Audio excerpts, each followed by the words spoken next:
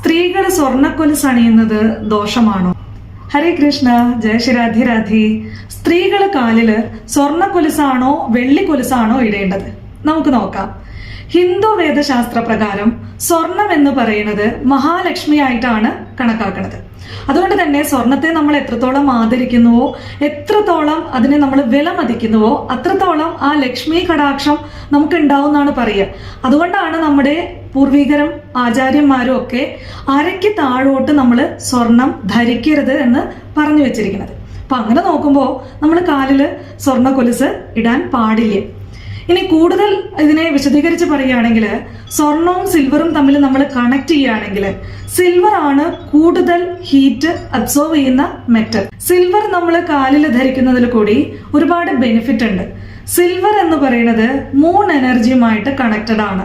Moon എന്ന് പറഞ്ഞാൽ നിങ്ങൾക്ക് അറിയാമല്ലോ, കൂളിംഗ് ആണ്. അപ്പോൾ നമ്മളുടെ ശരീരത്തിന്റെ താപനില കുറയ്ക്കാൻ സഹായിക്കുന്ന ഒരു മെറ്റലാണ് സിൽവർ. ഇത് നമ്മൾ കാലിൽ അണിയുമ്പോൾ നമുക്ക് ഗ്രൗണ്ടഡ് ആയിട്ട് നിൽക്കാൻ സാധിക്കും. അതായത് ഇപ്പൊ നമുക്ക് എത്രത്തോളം ശരീരത്തിന് താപനില ഉണ്ടെങ്കിലും അത് കുറച്ച് നമുക്ക് ആവശ്യമുള്ള താപം നിലനിർത്തിക്കൊണ്ട് നമ്മളുടെ മൈൻഡ് കൺട്രോൾ ചെയ്യാൻ ഈ വെള്ളി ആഭരണങ്ങൾ നമ്മളെ സഹായിക്കും. അതുകൊണ്ടാണ് കാലില് വെള്ളിക്കൊലുസും വെള്ളി മിഞ്ചിയൊക്കെ അണിയണം എന്ന് പറയുന്നത്. കാരണം നമ്മുടെ റീപ്രൊഡക്റ്റീവ് സിസ്റ്റവുമായിട്ട് ഇതിന് കണക്ഷൻ ഉണ്ട്. നമ്മുടെ കാലില് ഒരുപാട് സ്പെഷ്യൽ മൾട്ടിപ്പിൾ ആയിട്ടുള്ള വെസൽസ് ഉണ്ട്.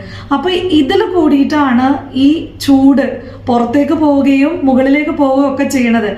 അപ്പോൾ ഈ ആഭരണം നമ്മൾ അണിയുന്നതിൽ കൂടിയിട്ട് നമ്മളുടെ ഈ ചൂടിനെ ഇത് നിയന്ത്രിക്കുകയും നമുക്ക് കൂളിംഗ് എനർജി നൽകുകയും നമ്മളെ ഗ്രൗണ്ടഡ് ആയിട്ട് നിൽക്കാൻ സഹായിക്കുകയും ചെയ്യും. അപ്പോൾ സ്ത്രീകളെ സംബന്ധിച്ചിടത്തോളം ഇത് വളരെ ഇമ്പോർട്ടൻ്റ് ആണ്. കാരണം പുരുഷന്റെ ശരീരത്തിൽ നിന്ന് വ്യത്യസ്തമാണ് സ്ത്രീയുടെ ശരീരം എന്ന് പറയുന്നത്. അപ്പൊ അതുകൊണ്ടാണ് സ്ത്രീകൾ സിൽവർ ഓർണമെന്റ്സ് അരയ്ക്ക് താഴോട്ട് ധരിക്കണം. ഇത് നമ്മളുടെ മൂൺ എനർജിയുമായിട്ട് കണക്റ്റഡ് ആണ് എന്ന് പറയുന്നത്. ഇപ്പൊ സംശയം മാറിയില്ലേ?